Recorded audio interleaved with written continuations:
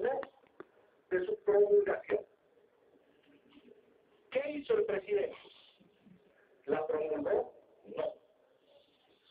Esperó a que llegue la marcha, esperó a reunirse con la marcha, y recién después de reunirse con la marcha, recién después de tomar contactos con los dirigentes, es que manda las observaciones. Y es por eso que estamos discutiendo ahora aquí. No es un asunto entonces de aplanadora masista. Es algo que también corresponde reconocer en términos de responsabilidad. El presidente Evo Morales no promulgó la ley corta precisamente porque era necesario cerrar un acuerdo y que recibieron los dirigentes de la marcha y la marcha entera hablar entre indígenas. Por eso estamos discutiendo ahora este tema. Y evidentemente ahí hay un acuerdo. Guste a algunos, disguste a otros, hay un acuerdo. Y hay un acuerdo que las dos partes, presidente Evo Morales, dirigentes de la marcha y marxistas, se comprometieron a aceptar. Firmaron un acuerdo por una cantidad de puntos, pero sobre la ley corta, ambas partes se pusieron de acuerdo para asegurar un consenso y aceptar los planteamientos de la marcha. ¿Se firmó un acuerdo o no, compañeros dirigentes? ¿Se firmó un acuerdo o no, hermanos diputados indígenas, entre el presidente y la marcha? Y estamos en eso. Independientemente del trabajo que hizo la Asamblea Legislativa, lo evidente es que allí se llegó a un acuerdo que pone fin en este momento a un tema que preocupó al país en su conjunto, pero que además nos lanza desafíos. La respuesta la van a tener ustedes en su conciencia. De votar por aceptar la observación, las dos observaciones del presidente centralmente, o finalmente ratificar la ley corta. Pero sobre todo, es necesario señalar que uno puede tener la conciencia tranquila por haber hecho una labor, pero al mismo tiempo esa conciencia tranquila debe llevarnos a aceptar los términos de un acuerdo. Términos de un acuerdo donde ahora sí participa la Asamblea Legislativa Plurinacional.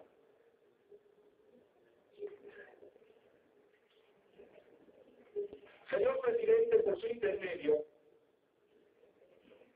debo señalar que quienes no se sienten ni se sintieron nunca parte del problema, como alguien decía, no van a ser, por supuesto, parte de la solución.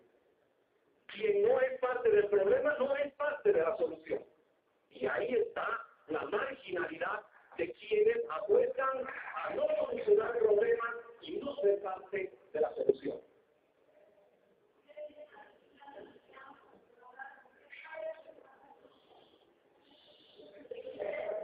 Por eso, señor presidente, porque en este momento debemos asumir esa decisión histórica, es que además de lo que exprese la mayoría en este hemiciclo, hay que responder a algunos desafíos. Y el primer desafío es plantearse seriamente los términos del primer acuerdo respecto de lo intangible.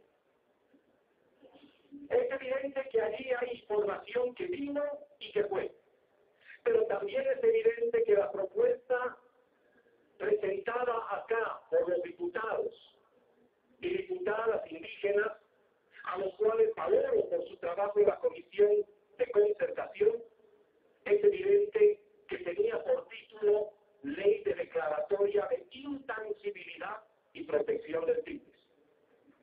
Ahí no hay por dónde perder. Y la responsabilidad hacia el futuro se la deberá asumir. Pero ahí no queda este asunto. Ahí hay un conjunto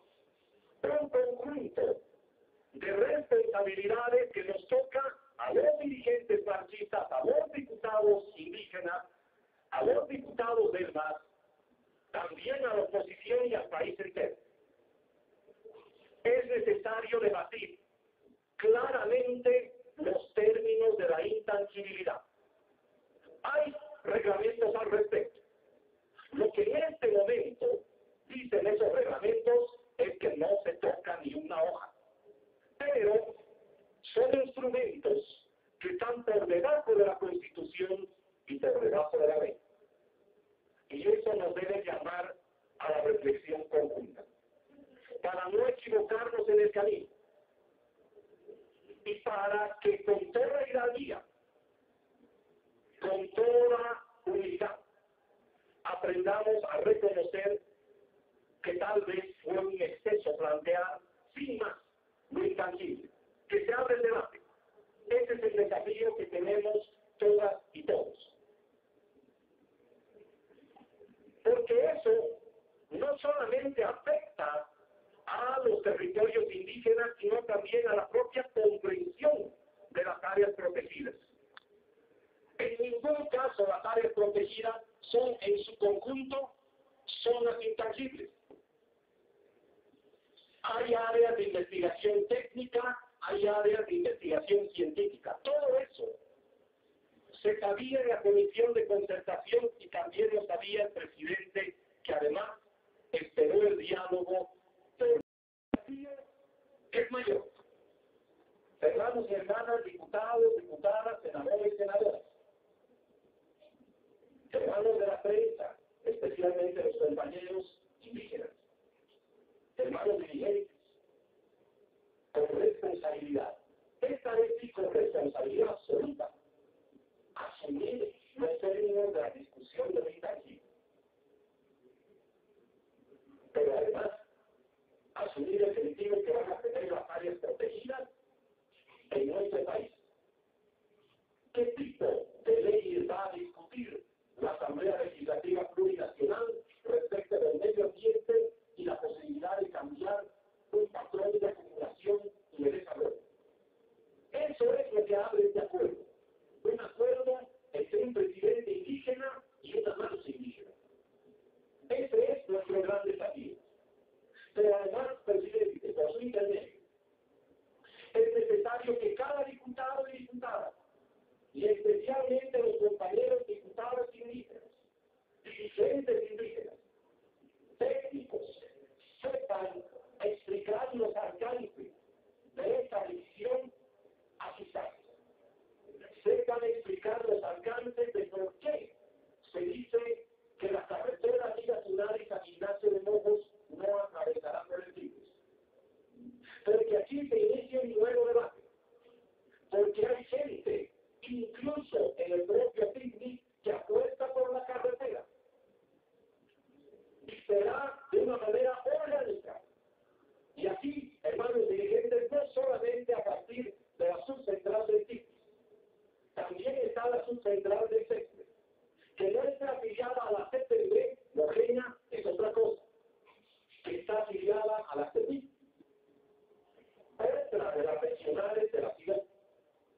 Pero también se involucran aquí con ISUR y también, por supuesto, la subcentral de Visión, que están afiliadas a otra regional indígena, a la regional llamada CETIC. Serán los pueblos Chimame, Trinitario Mojeño y Yunacaré los que a partir de sus propias organizaciones den cuenta de eso.